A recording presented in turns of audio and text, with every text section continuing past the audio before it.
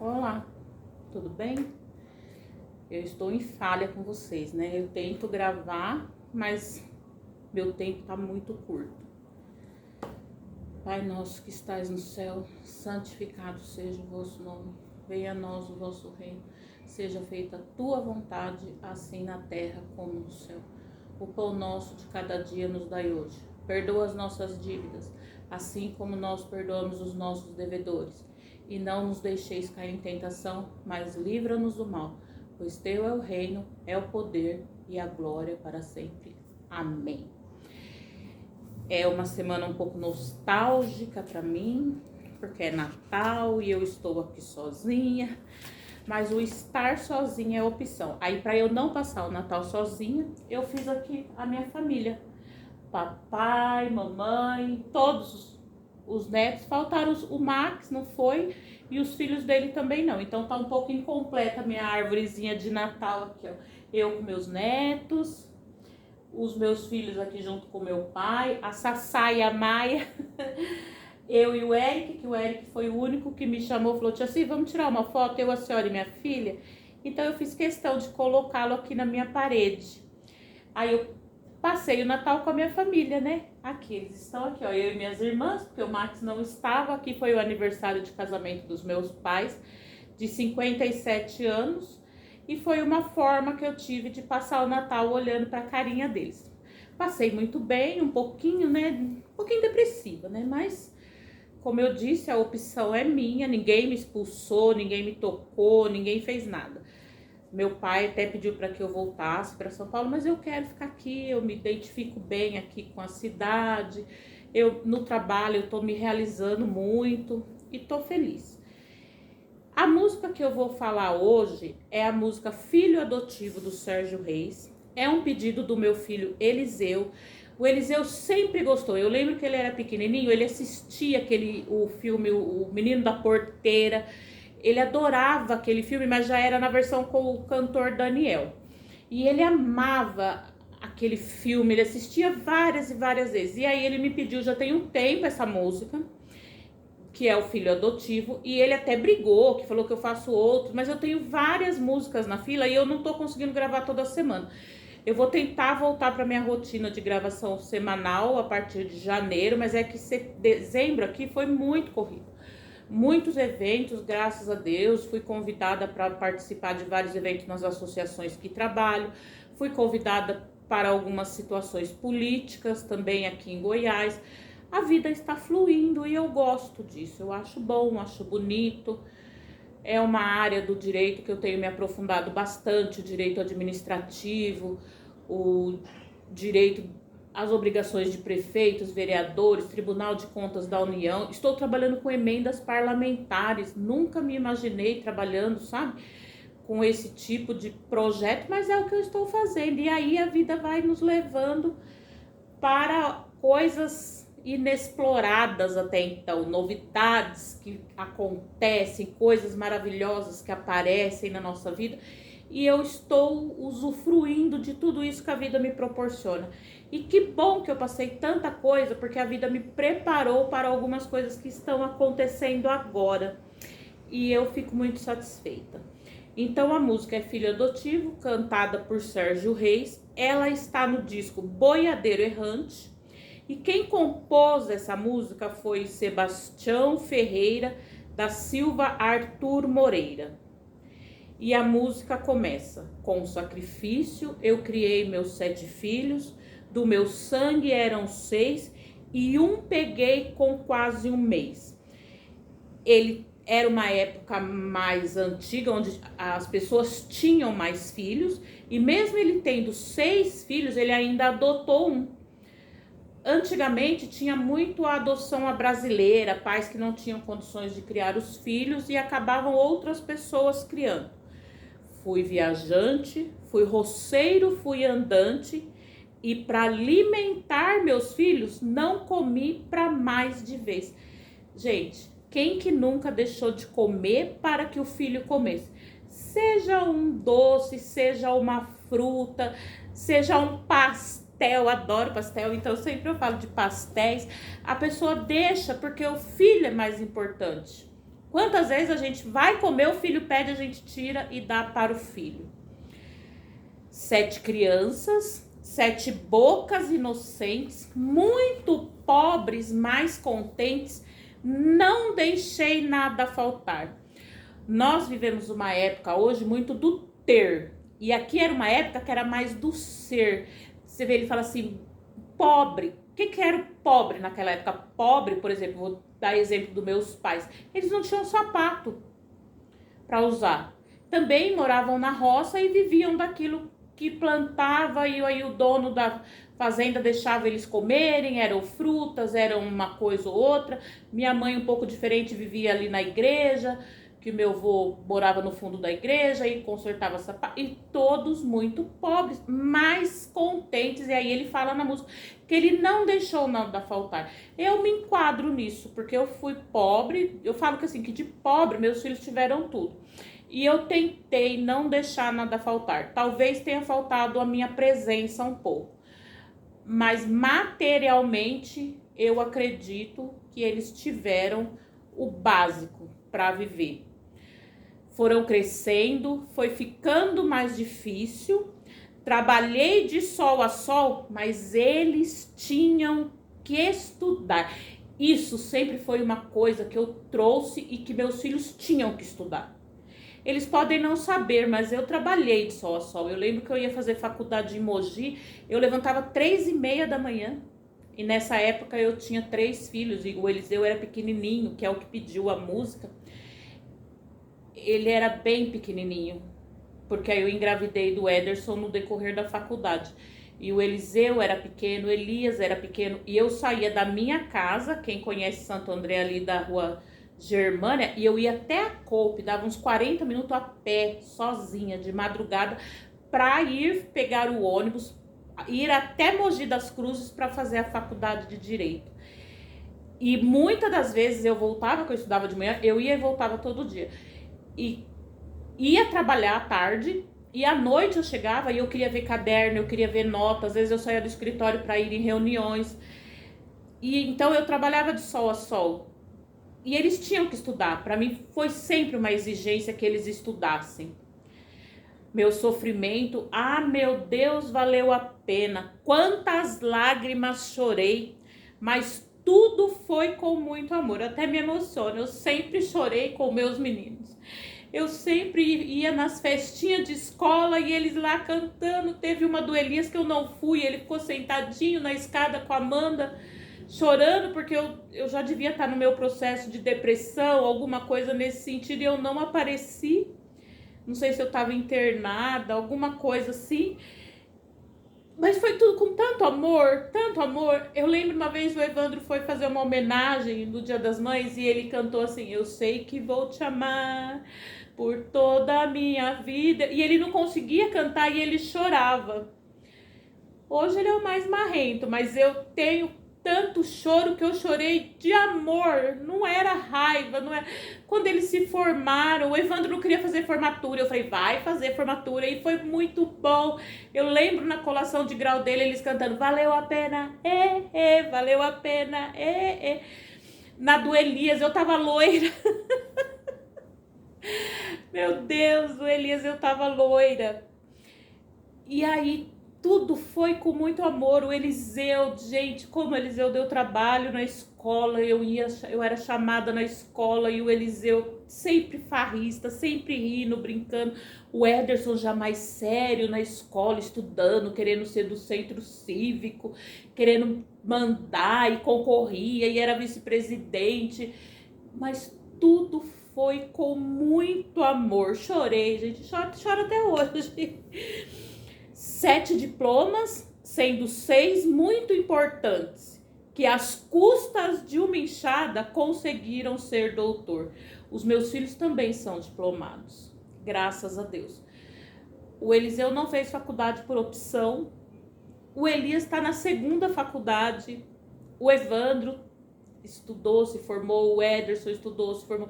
O Evandro, eu não lembro se ele tem pós-graduação, mas o Evandro também é muito dedicado. O Eliseu tá correndo atrás aí de alguns concursos públicos. O Eliseu, ele gosta da parte do comércio. E graças a Deus eles são diplomados sim. Eles pegaram o diploma da 8ª série, eles pegaram o diploma do colegial, na minha época era o colegial, pegaram o diploma de faculdade. E eu sei que o meu sacrifício foi reconhecido, porque eu falo assim, se hoje eu tenho paz para ficar aqui em Goiás, é porque eles estão caminhando e eu sou desnecessária. Eles só precisam de mim se for para me amar, mas eles estão tão ocupados vivendo a vida deles que nesse momento eu acho que até o amor tá difícil. Mas eu sei que eles amam, eu sei que eles estão bravos que eu vim embora, mas é a vida, que às custas de uma enxada conseguiram ser doutor. Hoje estou velho, meu cabelo branqueado, olha, eu ia pintar, eu nem pintei. Olha quanto cabelo branco, gente, eu tô com 53 anos, mas eu pinto cabelo desde os 18. O meu corpo está surrado. Minhas mãos nem mexem mais. O meu corpo ele pode até estar surrado. Eu tive 4 gestações. Depois eu tive que fazer uma cirurgia para tirada de um ovário que estava com mioma. Depois eu fiz abdominoplastia, fiz plástica. Essa semana me atacou a tendinite. Fiz até uma pulseirinha aqui, olha que chique. Porque eu trabalho muito no computador. E aí tá dolorido, tomei uma medicaçãozinha, tal. Mas pra mim tudo vale a pena. Uso bengala, sei que dou muito trabalho, sei que às vezes atrapalho meus filhos até demais.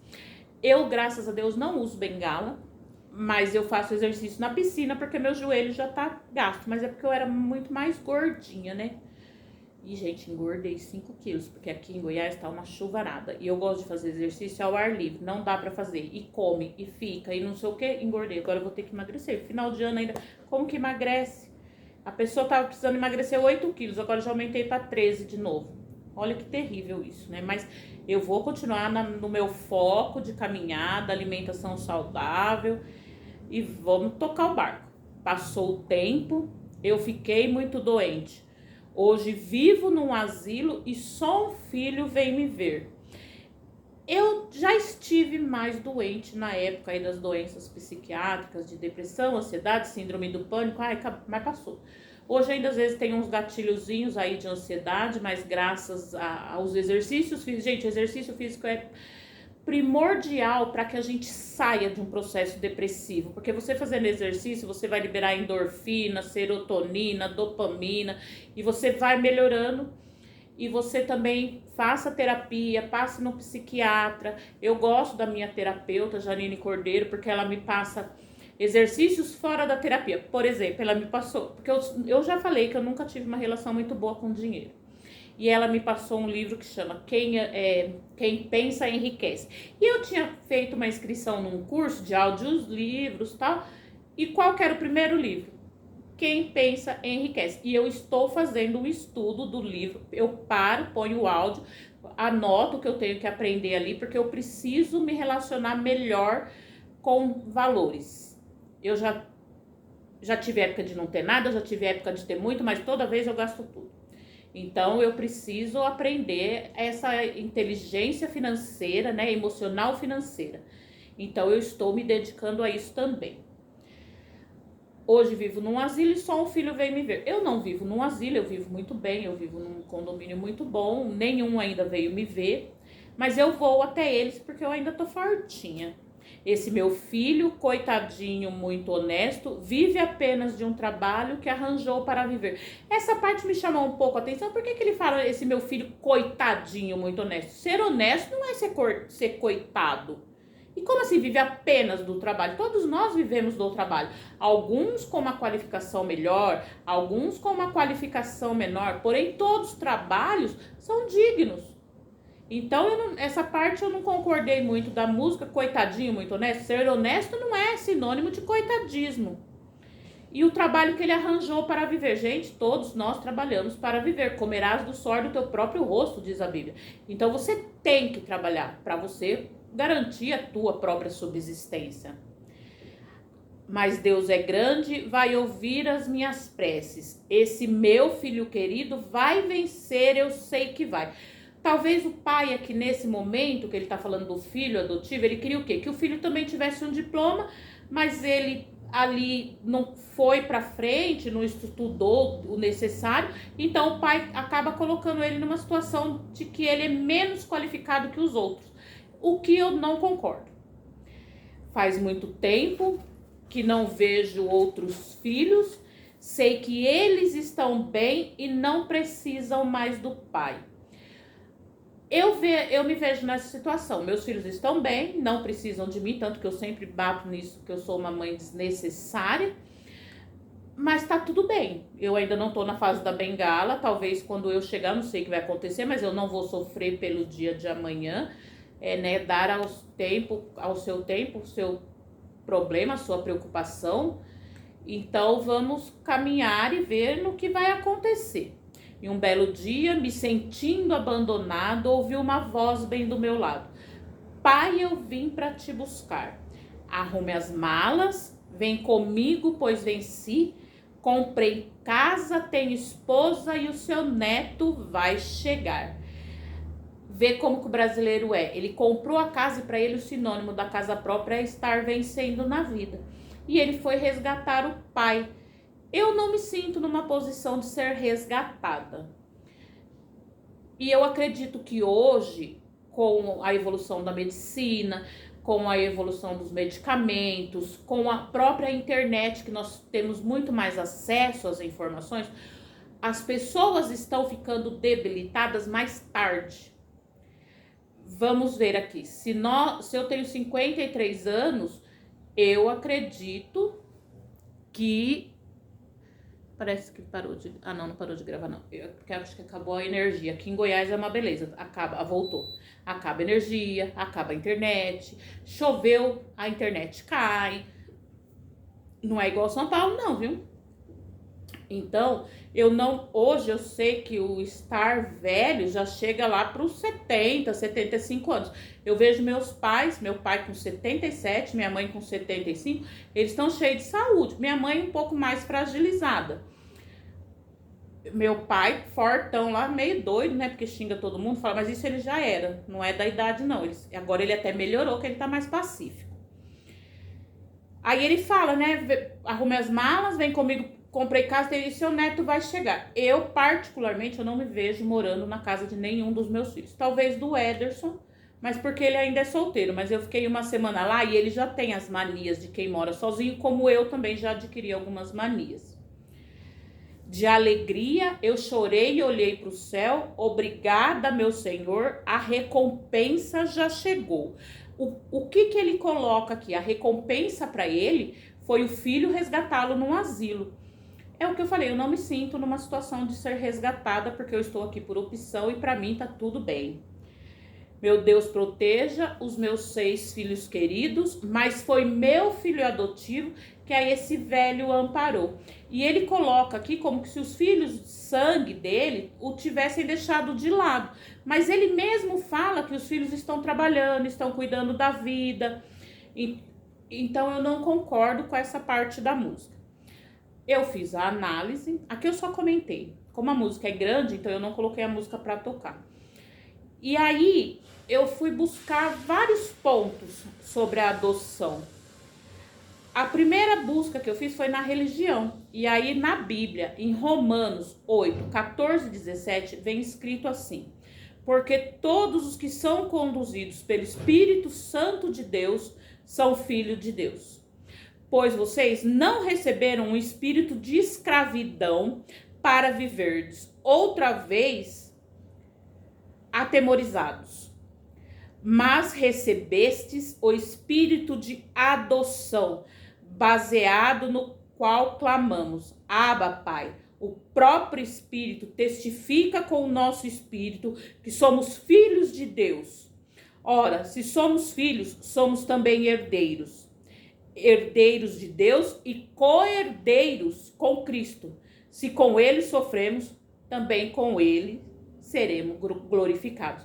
Ou seja, você que hoje não tem pai, não tem mãe, que você está achando que você é um abandonado, que muitos adotados querem conhecer os pais biológicos. Na Bíblia fala que você não precisa, que você tem Deus, que é o pai de todos, e você veio com o espírito da adoção, você veio para fosse adotado. Para quê? Para que se você sofrer com Cristo, você também será glorificado com Cristo. E você mesmo sendo adotado é um herdeiro de Deus e co-herdeiro de Jesus. Porque Deus é o Pai, Jesus é o Filho, então somos todos irmãos. E olha isso, eu estou falando aqui da parte do evangélico. Na minha religião, que é o espiritismo, que é o candomblecismo, nós temos que os filhos adotados, eles vêm para essa vida já sabendo que serão adotados. Muitas vezes, filhos adotados são filhos que foram um aborto. E aí ele renasce para que essa pessoa que fez o aborto cuide daquilo que ela jogou fora. Porque ninguém tem o direito de tirar a vida. Eu não vou entrar no mérito da discussão do aborto, porque cada um faz o que quer. Porém, eu acredito que todas as religiões cuidam dos seus. E cada um de uma maneira. Então, não nos cabe julgar. Há uns anos atrás, eu falava assim, gente, eu não vou adotar uma criança, porque tem dia que eu tenho vontade de enforcar meus meninos.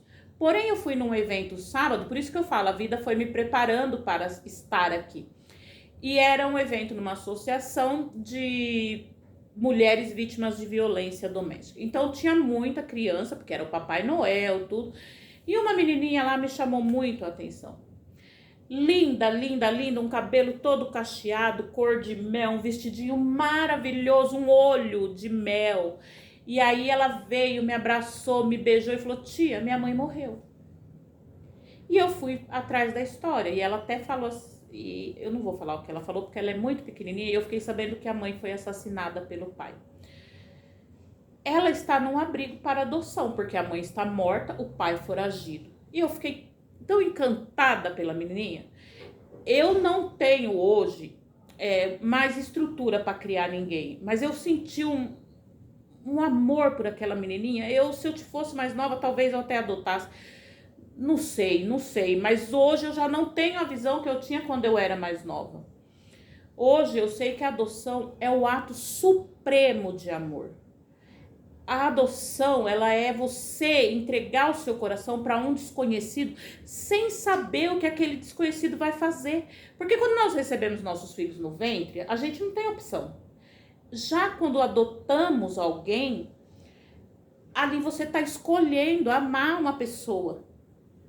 E você não sabe o que vai ser daquela pessoa. Eu tenho um caso muito próximo a mim, de uma menina que foi adotada aos 4 anos. E essa menina, quando ela chegou na casa que a acolheu, ela foi tomar banho e fez cocô no chão. Aí ela olhou para a mãe e falou, você não vai me devolver?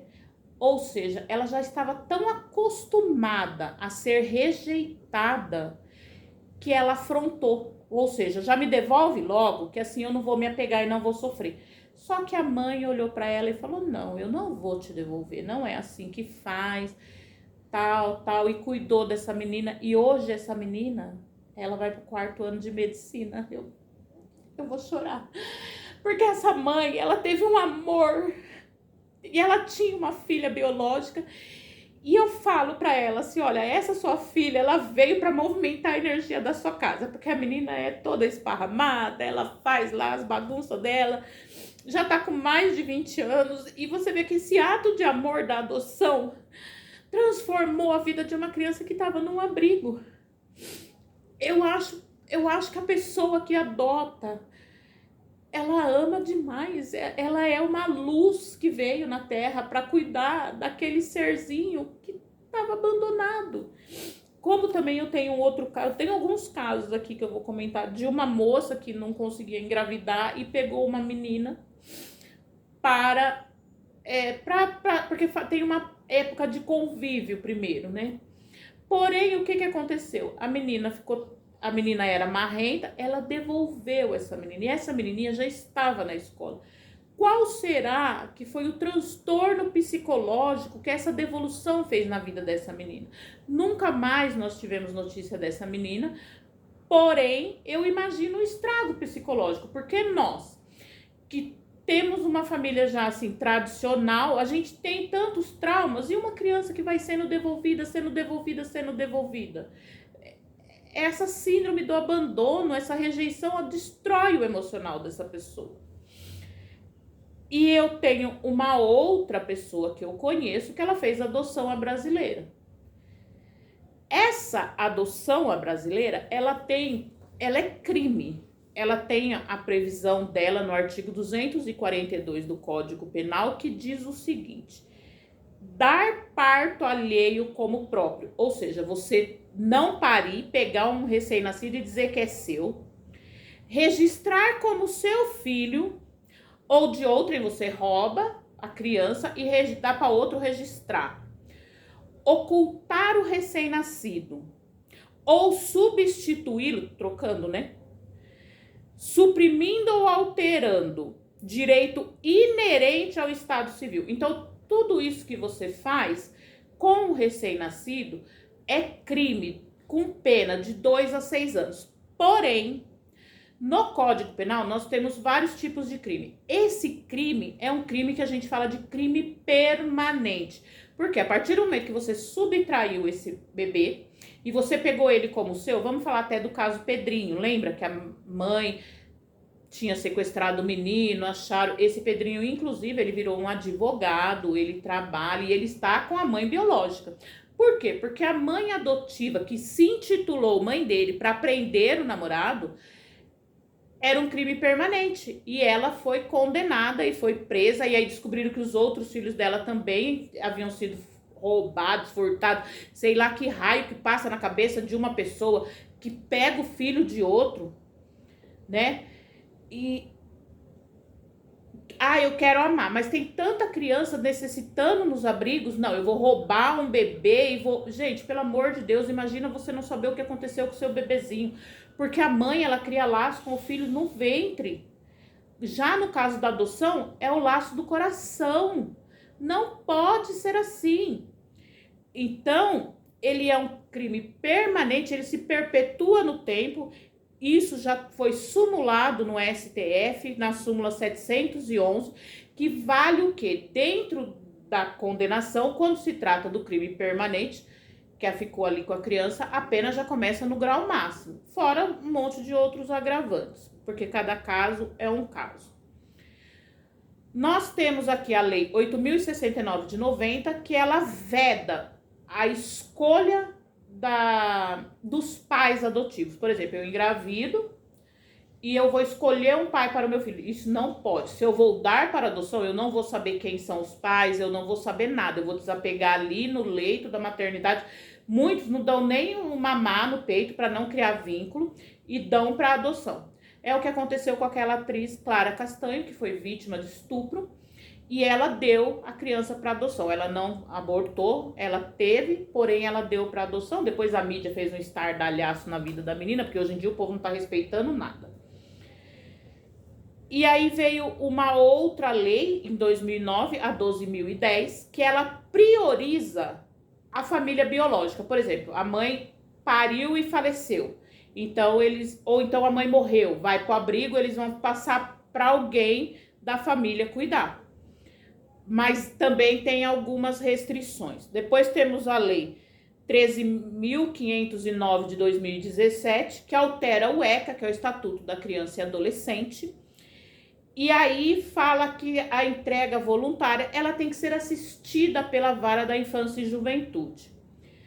Ou seja, tem que estar sob a supervisão do Estado. Essa pessoa que eu falo, que tem essa menina que hoje já é quase uma médica, e ela é engraçada, ela foi fazer medicina porque ela quer ser pediatra. Ela quer cuidar de crianças.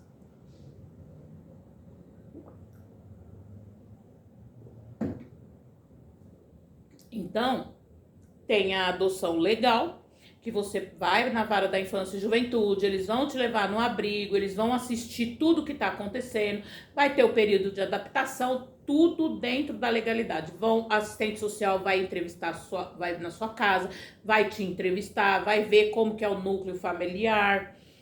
Então, esse é um tipo de adoção que é a adoção legal, você tem que ser habilitado pela Vara da Infância e Juventude. Depois temos a adoção unilateral, ou seja, a pessoa casa, já tem um filho e o cônjuge faz a adoção do seu parceiro, da sua parceira. Temos a bilateral, que os dois adotam. Adoção de maiores. Um caso famoso é o da Gretchen, que adotou a menina lá, uma mulher já, depois virou uma confusão danada. Porque esse povo artista, não sei o que acontece. Adoção internacional, essa eu não me aprofundei muito, porque mexe com direito internacional, eu sei alguma coisa, mas não é minha especialidade. Adoção póstuma, a pessoa faleceu e vai ter a adoção. Isso tem que já estar manifestado de forma escrita. Não fala, morreu, ele vai ir adotar o fulano. Não, se isso não tiver escrito, não tem validade. A adoção à brasileira, que é a adoção ilegal, que ou roubou, ou pegou, ou deu. Eu assisti um filme que... É um filme que eu tava assistindo? Não, é uma novela que eu tô assistindo, uma novela antiga, que é Duas Caras. Que é do Ferraço. E ele, o pai adotivo dele, o comprou do pai biológico. E depois ele vira um trem, né? Não acabei de assistir. Eu vou assistindo, assim, tudo aleatório. E aí, quem que não pode adotar? Os avós ou irmãos não podem adotar aquela pessoa. Quem não tem um ambiente familiar saudável, as pessoas viciadas, os ébrios, que são os alcoólatras, e o tutor ou curador que não prestou contas na época devida. Porque às vezes a família morre, aí é nomeado um tutor ou curador para administrar os bens, e ele consome, não presta conta, então ele também não pode adotar. E hoje nós temos a adoção homoafetiva. Eu já ouvi tanta coisa sobre adoção homoafetiva, mas eu vou falar uma coisa para vocês que é o que eu carrego comigo. Se o homoafetivo está adotando, é porque um casal de hétero não deu condições dessa criança ter um lar.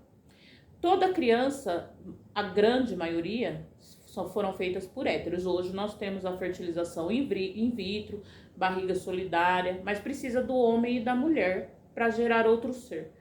O homem e a mulher geraram outro ser, porém, não deram suporte. Então, os gays, os homossexuais vão e adotam. Qual que é o problema? Se eu estou dando amor, se eu estou dando condição, se eu estou cumprindo ali, eu estou tratando da parte intelectual, da parte da saúde, da parte emocional, e eu tenho uma companheira, não tenho. Sempre gostei de homem, nunca nem me encantei por mulher, mas também não sei daqui pra frente, minha vida tá mudando tanto, vai que, né? Mas eu não sou contra a adoção homoafetiva, de jeito nenhum, muito pelo contrário, sou muito a favor. Então, o meu filho pediu essa música, não sei porquê. Ele não é adotado, aliás, ele é o que mais parece com o pai dele. Ele é o filho que nós planejamos na época, porque nós tínhamos 2 meninos, que era o Evandro e o Elias. Aí falamos, vamos ter o terceiro, porque o meu marido ia operar, o que acabou não acontecendo, ainda bem, porque tudo que Deus faz é bom. E veio o Ederson, aí eu operei, porque eu já tinha 4 filhos, 4 cesáreas. E, gente, pelo amor, né? 4 já dei minha contribuição para o mundo. Então, eu digo assim, Eliseu, eu fiz essa interpretação para você. Você foi o meu filho mais planejado, você foi o meu filho mais esperado. Nós, eu e meu marido, a gente saía, curtia e ia lá fazer o bebê. Ele nasceu tão branquinho, ele é a cara do avô dele, pai do meu marido, do meu ex-marido, não existe ex-sogro, é meu sogro. E o meu neto, que é o Enzo, que é o meu rei, que é maravilhoso, ele é a cara do meu marido. Eu falo, Mica, se ele é teu filho, eu não sei. Ou ele é filho do Eliseu ou do Fubeca, porque é a mesma cara. E a Mica, ela tem os dois, né? O Enzo e a Liz. Gente, eles são a cara do pai deles, que é o Eliseu. E eu, conforme a vida vai passando, nossas opiniões vão mudando. Eu achava que eu não adotaria uma criança, mas quando eu vi a menininha lá falando, eu falei, meu Deus. E aí, sabe o que eu fico pensando? Eu agradeço meus pais, agradeço meu pai, agradeço a minha mãe, porque a minha família é linda. A minha mãe superou tudo para que a gente tivesse uma base. E aí, vocês veem isso aqui, ó, todo mundo junto. E nós fizemos um vídeo que era só os dois, e aí nós fomos chegando, foi crescendo. E eu dou graças a Deus que a mamãe teve essa paciência com o papai, que ela jogou tudo fora. Eu tentei ter também. Eu segurei 30 anos, mas chegou uma hora que não dava mais. E eu agradeço porque eu sei que eu dei uma vida linda para os meus filhos. Linda no sentido de família, gente. Não estou falando de bens materiais. Então, essa é a última live de 2024. E eu quero dizer assim que 2024 foi um ano de muito ensinamento para mim. Foi um ano de muito aprendizado. E eu agradeço a mamãe e o papai pela família linda que me deram, que eu cresci. E eu sei que a minha família com meus meninos também foi linda. Lógico, nós tivemos muitos problemas, toda a família tem, mas nenhum foi parar num abrigo. E isso é magnífico, porque as crianças são tão sofridas, gente, tão sofridas. E eu tive que passar muita coisa, porque sábado eu consegui recepcionar, eles ficaram juntos comigo, eu abracei, eu beijei. E talvez se fosse numa outra época, eu não teria estrutura emocional para isso. Então eu desejo a vocês que vocês tenham tido um bom Natal, que vocês tenham um 2025 abençoado. E presta atenção, tudo que Deus faz é bom. Eu não sei o que 2025 me reserva, mas eu sei que eu me tornei uma pessoa muito melhor nesse último ano. Bença mamãe, bença papai, fiquem com Deus.